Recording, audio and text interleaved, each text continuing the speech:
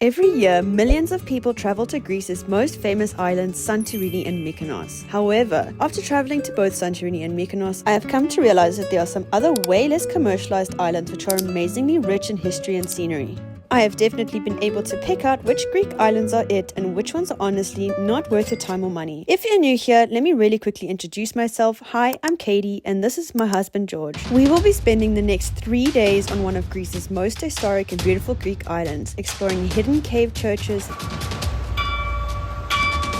local beaches, unique cuisine, to the island's famous tourist attractions. So for the next 3 days, we'll take you around the island of Syros, the forgotten capital of the Cyclades, and show you why ignoring this island is a big mistake.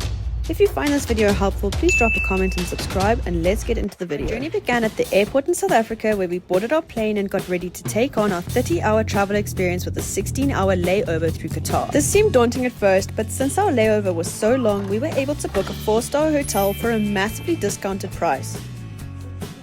It's now 6 minutes past 12. We've gotten this really nice 4-star hotel so we can have a night's sleep, have a shower, and then go back to the airport tomorrow before we head to Greece. But it's super big. I don't think I've ever had a hotel room this big. Even a soap, shampoo, comb, I've never had that before, shower cap, and a dental kit. The experience was overall amazing, and it was great that I got to experience another country by default of having such a long layover. Once we landed in Athens and arrived at our accommodation, we headed straight for the shops with our priorities in mind. Whenever we go overseas, our first priority is always chocolate milk and coffees and milk. Let's see what this one's like. So good. We knew that after traveling 30 hours to get to Greece, we would be tired, and so we estimated that 2 nights in Athens should be sufficient before traveling to the Greek islands and officially starting the Greek island experience and arriving on Syros.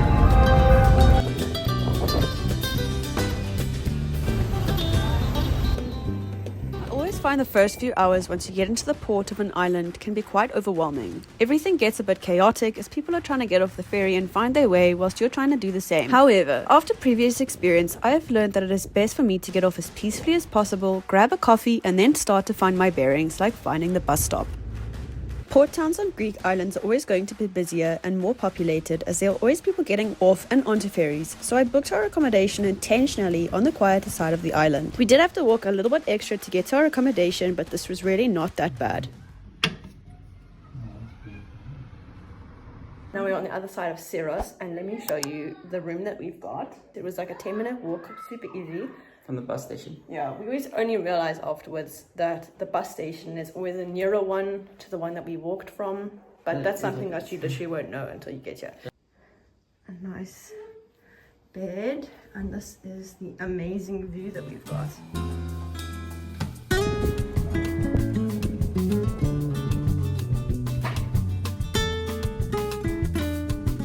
So our room is attached to a pool. We're going to quickly have a swim.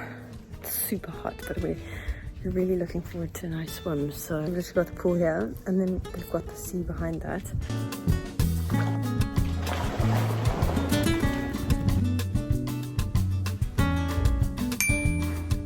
We are probably going to just walk to the supermarket and some sort of light snacks. But if we come across like a gyro place with a Greek salad, we might stop and have that as well. And I've just realized now, I left my sunglasses, and then my prescription sunglasses, I left them at home. I didn't even think to pack them. So I think what I'm going to do is I've got my eye contacts. I think I'm going to just go buy some normal sunglasses because it's very bright, but it's absolutely beautiful here. It's a lot more quiet than Paros. Locals say it's not super touristy, and especially the side that we're on the island, it's very much like not touristy at all. But it's really beautiful. Like, I don't think we would have been able to get this kind of accommodation on Paros so near the sea for such a good price. We walked about 15 minutes to get to the supermarket, bought the essentials, and had a brief look for something for a late lunch. I did not find sunglasses, but I did find a spanakopita, which is like a spinach pie with fresh dill. To say that this was the quiet side of the island is like an understatement. It was just me, the sea, and this electrical pole. Bear in mind that we were on the latter side of the siesta time. Everything closes, people have a rest before everything comes back to life again in the evenings.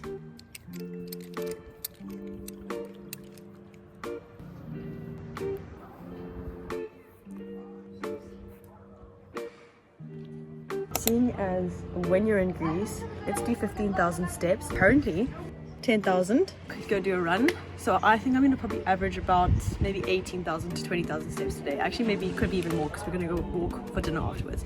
I love to go on easy runs whilst I'm seeing a new place. It not only allows you to get some exercise in, but it also helps you to see more scenic spots that you normally would not see. I managed to get 15,000 steps whilst I was on my walk to finding dinner. We weren't sure if we'd find anything nice, but after coming across a great local spot, we were surprised by how nice it actually was. There was even an amazing patisserie next door, so obviously I had to try some of their desserts. Good morning, everyone. We're waiting for the bus so we can take the bus to the main side of the island. When you first arrive at an island and you have no idea where to start touring, I usually make a plan to see the port side first. It is most likely going to be rich in history and have beautiful buildings and sites. For today's itinerary, we followed that principle and made our way back to the port town Ermoupoli. We were aware that this town was the most populated and has a rich history, as this island has a unique mix of Greek culture and Venetian Catholic style. However, we were not prepared for just how beautiful this town was, and I'll show you why. First coffee of the day, and it's 12:15. I've learned my lesson that before I start doing any main touring and walking, I need to fuel up on coffee and food. So after ticking off coffee on the list, we just had to find some lunch. So the place we're gonna go have lunch only opens in about 5 minutes. So we've got this city hall right behind us, and so we're gonna go have a look at that. But even just from the outside, it's really pretty. And then behind that on the hill is one of the churches, and let's go have a look at later.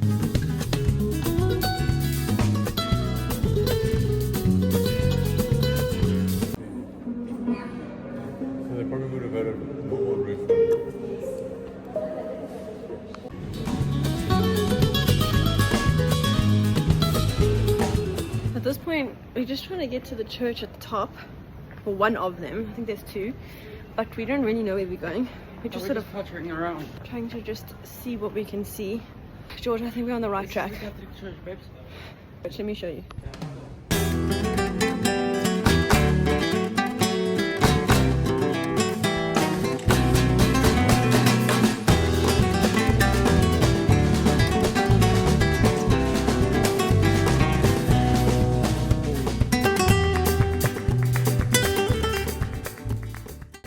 So one of the things that George and I love to do is literally just start from blank and then work our way around a certain city or place, and that's exactly what we're doing now in Syros. We're spotting something and we're like, let's try and walk there. So currently there is the top church up there and we are trying to get there, so we're walking there now. I feel like we really get to experience a place by either running or walking around, and you remember it so well. Currently going up all the steps, and I think the church is actually closer than we think. I'm just going to get all the steps and I think it's just going to be there.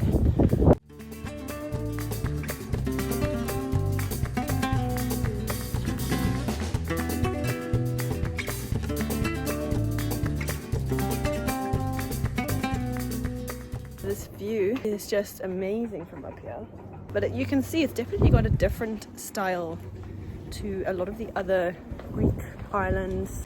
One thing that's nice, once you go up you have to come down.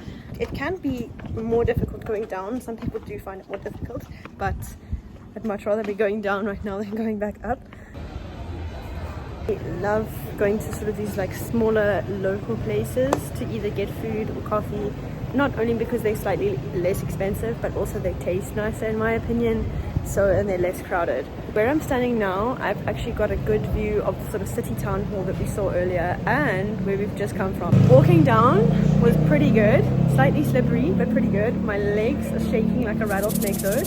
I don't know why, maybe they're just not used to going down so much. Maybe coffee's not the best thing, but we're going to try having another coffee.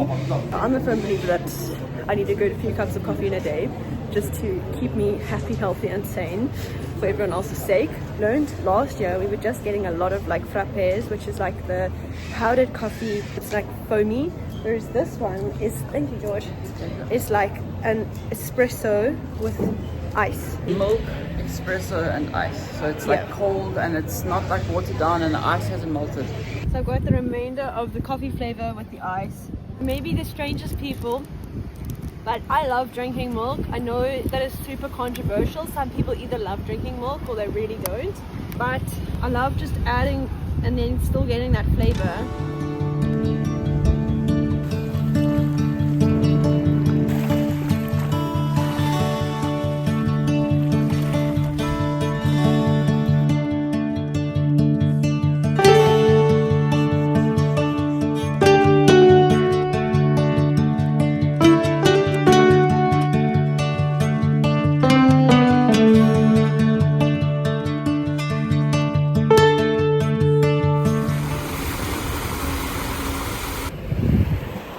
So far, in comparison to the other parts of the island that we have gone, this is seemingly a little bit more expensive in terms of like restaurant costs and stuff like that. But one thing I can note on this beach, which is actually really nice, the beach over there, it is sandy. The one part of where we are at, it's quite rocky. You can obviously swim there, which is beautiful, but this has got actual sand, which is a little bit easier on the feet. This part of the island definitely seems more sort of if you want a beach day, lunch at a restaurant kind of thing.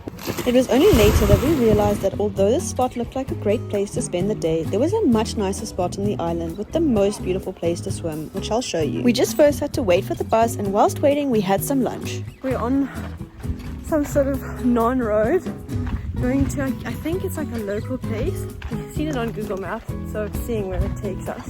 George and I really don't mind this kind of traveling where you just walk and see what you find. Some people find it quite stressful, some people really like plans, but today we woke up and we were like, okay, let's see what we find.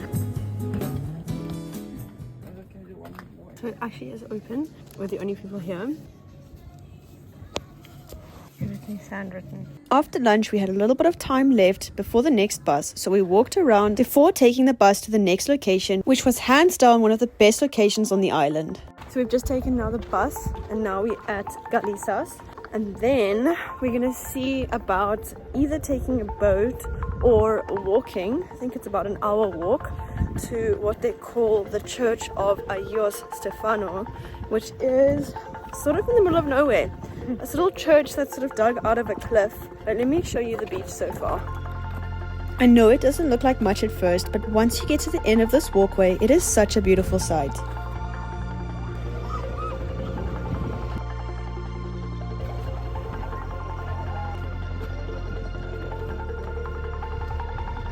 Just quickly done a change and we're going to go into the ocean. Sitting in the shade, it actually feels so nice. Then we're going to go and try and walk to the Agios Stefanos.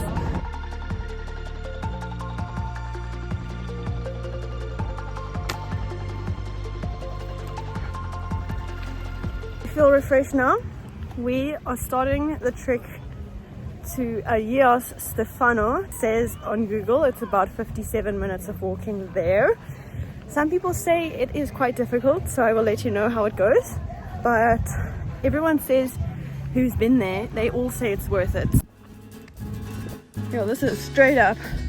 I didn't want to make this video too long, so I only showed snippets from this hike to the church, but I will be releasing a much longer, more in-depth version, so please subscribe so that you don't miss it.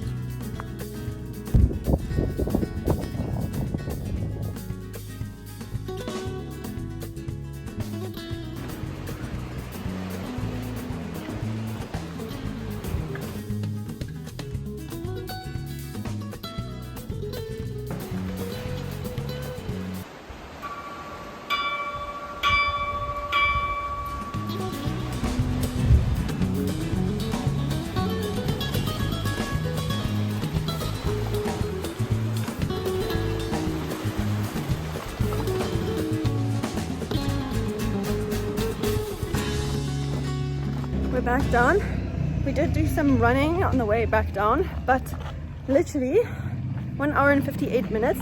I didn't stop my watch from start to finish, and we're basically by the bus stop now. It is fairly tricky in parts. Like, I would say you do have to be slightly fit to do it, or you have to just do it slowly with breaks, but it was definitely worth it. It was so beautiful. Hey George? Yeah, definitely.